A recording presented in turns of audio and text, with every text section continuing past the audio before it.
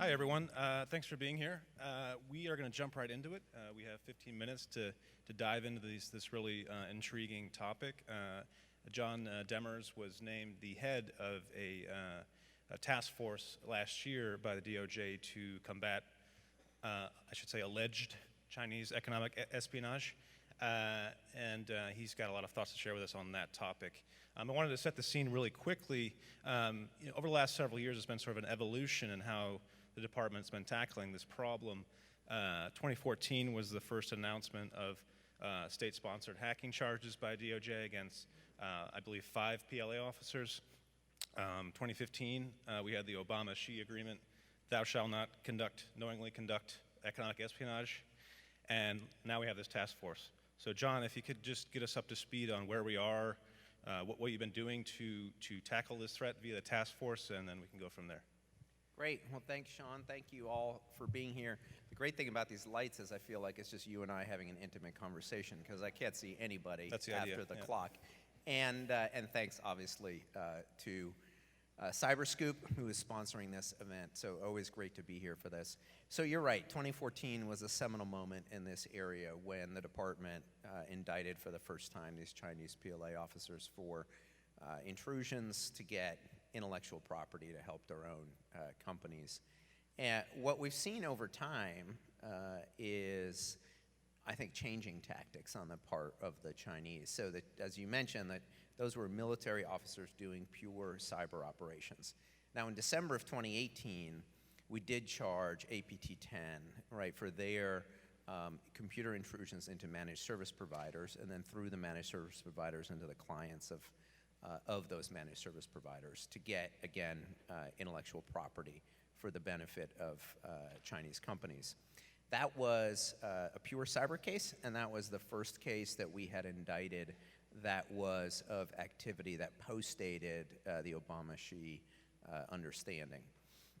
But what we've seen is a shift in which the Chinese are using their intelligence services, the Ministry of State Security, that's their primary civilian intelligence service, to conduct these operations. And I think as a natural consequence of that, what you see is that the operations involve today, even more than computer intrusions, insider threats.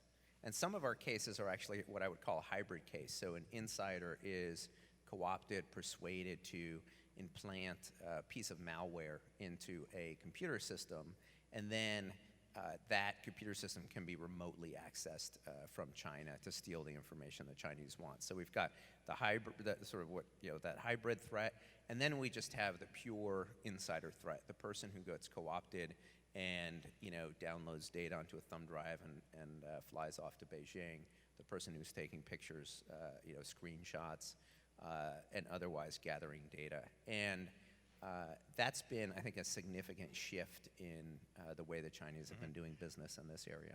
So it's been about a year since you launched the task force, and then Attorney General Jeff Sessions got up on the podium and said, "We're not going to take it anymore." What progress has been made in combating this level of espionage? I mean, how do you measure progress? At one point, an FBI official said that there are open investigations in just about every field office that can be traced back to Chinese espionage. Given the sprawling nature of that casework, how do you measure progress tangibly? Right. So this has been a long-term issue with respect to China. And no one's under the misimpression that this is going to be solved magically by doing a couple of cases. Right. But the cases are a piece of the answer. And the initiative was launched really to unleash the power of the FBI field offices and the U.S. Attorney's offices in particular around the country to investigate these cases. Because these cases are really tough. And you don't get that many in any year if you're a U.S. Attorney's office. But we wanted to signal to the U.S. Attorney's offices that, hey, these are really a priority for the department. And it was really an outgrowth of the intel. The AG and I were getting briefed 3 times a week by the FBI and the intelligence community just generally on what was going on. And we were both struck about how much Chinese intelligence activity aimed at economic espionage that we were getting briefed at on every day. And we wanted to start really focusing the department and making sure we were putting the proper resources on that problem. Now, ultimately, how you measure results is by change behavior. But that behavior, I think, will take some time to change, and it won't just be a result of the department cases. You know, we've been working with other agencies, the Commerce Department, for instance, the Treasury Department. So it'll take the efforts of all of government to try to change Chinese behavior. And it also, you know, our message to the private sector is also we've got to do this together. And, you know, most of the cases we have in this area, you talk about investigations around the country, most of those are a result of the private sector stepping up and saying, hey, I've got a problem. I've got an employee who's been doing something that he or she shouldn't have. I've seen, you know, activity on my IT systems that's suspicious. Can you help us figure out what's going on? And we crucially, you know, need that cooperation of the private sector to bring these cases. So for those of you that aren't familiar, analysts in the private sector and in government say that China's Ministry of State Security, which is its civilian intelligence agency, is one of the key prongs in its ability to conduct cyber economic espionage. I'm wondering, John, how big of a focus do you have on that particular ministry, and if you know, you could wave a wand and MSS would disappear, how much would the cyber intrusions go down overnight? Well, the military would probably take them over and do all that, the PLA, which was traditionally who was doing them.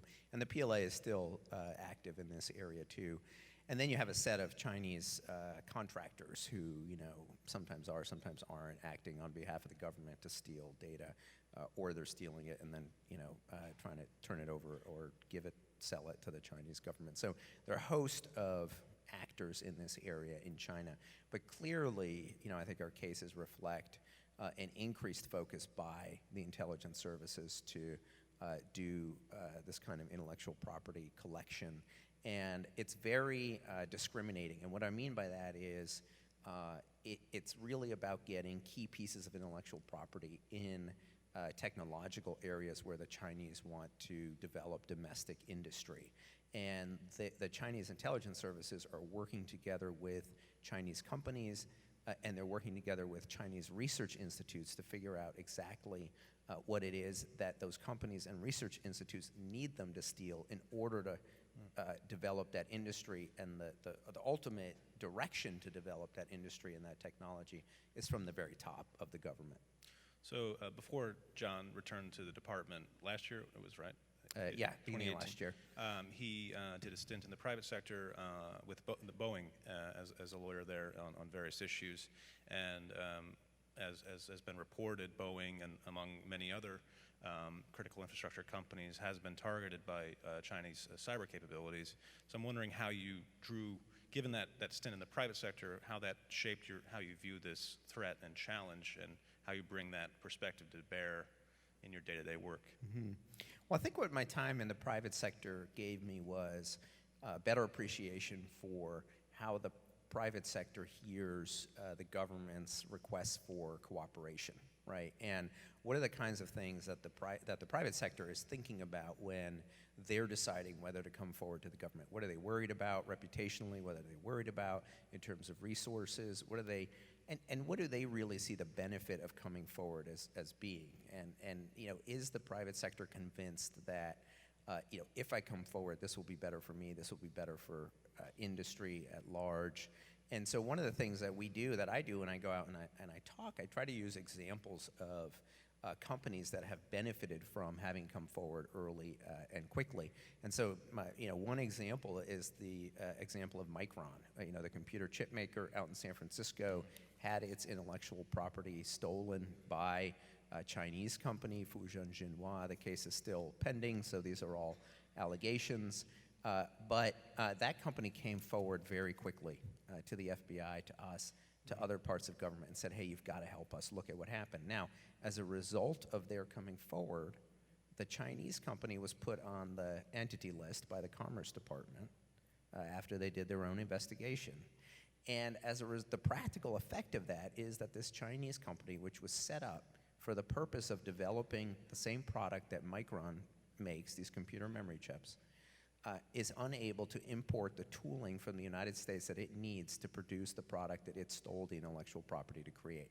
So that means that Micron is not facing that competition that it would have otherwise been facing because the Chinese were trying to rob, replicate, and replace Micron on the world market for memory chips. Right. So that's a great example, I think, for the private sector in saying, look, there's actually a benefit. We're not just slamming the door after the horse is out of the barn and maybe catching a defendant or two, but we are actually, in that example, able to help you proactively. But it depends on whether you come forward to us in a timely fashion.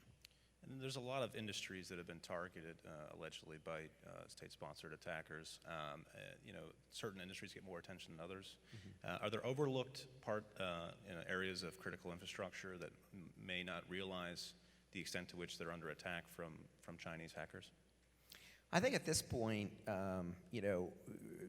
all the industries should be aware of it. I mean, the Made in China 2025 plan lays out 10 specific areas where the Chinese want to have a significant domestic technological capability, and they are wide-ranging, right? Agricultural products and machinery, biotechnology, commercial airplanes, electric vehicles, high-speed rail. I mean, just the list goes on and on. And of course, each of those, I mean, I'm using one or two words to describe each of them. Each one of those contains thousands of technologies that involve hundreds of companies around the country. The one area where I think sometimes, big companies, I think in general, understand what's going on. Sometimes smaller companies, startups, you're just not thinking about it. You got a great idea, you're trying to put that idea into practice, you're trying to develop it, you're trying to commercialize it, and the thought that there's a foreign power out there that's really interested in that bit of technology that you're trying to create and monetize. It may not be something that crosses your mind, or even if it does, you may not have the financial resources and the wherewithal to know how to defend yourself. Given that the U.S. and China have struggled and continue to seek a trade agreement, what role has cyber played along the sidelines of that? Have you seen any uptick or downturn in Chinese cyber activity that would support the Chinese position in these negotiations? So, I mean, I don't do trade, and I try to keep our cases well apart from what's going on the trade front, because we didn't bring one of these cases because of what's going on the trade front, and we're not going to drop them, even if we reach an agreement. We're going to stop doing cases about Chinese intellectual property theft when the Chinese stop doing intellectual property theft. So if they agree in the trade agreement and they actually change their behavior, then great. We'll have lawyers to do other kinds of cases. But that's ultimately what we're looking at. I don't really know, I mean, in terms of whether the Chinese have changed their behavior in light, in order, because of the trade talks, or to try to get information about the trade talks. I don't know that. Right, and so looking forward, I mean, like I said, it's been a year since the task force. What have you learned since diving into this a little more that perhaps has surprised you about the nature of the threat of Chinese espionage? I think, the scale and the scope of it is where we started, but diving into the cases and seeing, that collaboration that I talked about between a commercial company in China and a research institute in China and the intelligence community in China is really remarkable. And then looking at the way in which Chinese intelligence officers recruit employees of American companies, and comparing that to what we're used to seeing on the traditional political espionage side when they're trying to recruit, folks in the intelligence community or ex-intelligence officers, and seeing that it's really the same tradecraft that's now being aimed not at the government, but being aimed at you all, being aimed at the private sector, and how much harder it is. It's hard sometimes for government employees to understand what's going on and resist what's going on. It's just that much harder for folks, employees of companies who haven't been trained in counterintelligence, for instance. John, I could ask you questions all day, but I'm afraid we're out of time. Thanks for being here. Really appreciate it. Thanks very much.